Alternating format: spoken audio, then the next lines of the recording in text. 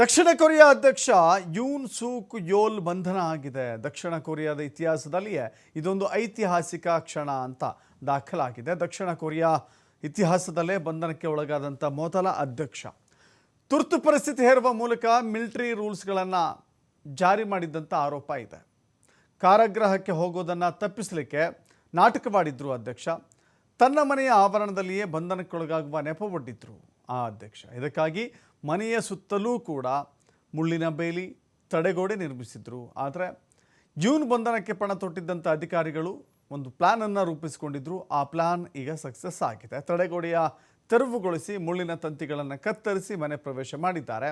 ಹಾಲಿ ಅಧ್ಯಕ್ಷನನ್ನು ಬಂಧಿಸುವಲ್ಲಿ ಯಶಸ್ವಿಯಾಗಿದ್ದಾರೆ ಭ್ರಷ್ಟಾಚಾರ ತನಿಖಾ ದಳ.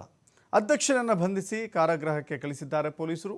ಆರೋಪ ಸಾಬೀತಾದರೆ ಮರಣದಂಡನೆ ಅಥವಾ ಜೀವಾವಧಿ ಶಿಕ್ಷೆ ಪ್ರಕಟವಾಗುವಂಥ ಸಾಧ್ಯತೆ ಇದೆ ಅಂತ ಹೇಳಲಾಗ್ತಾ ಇದೆ.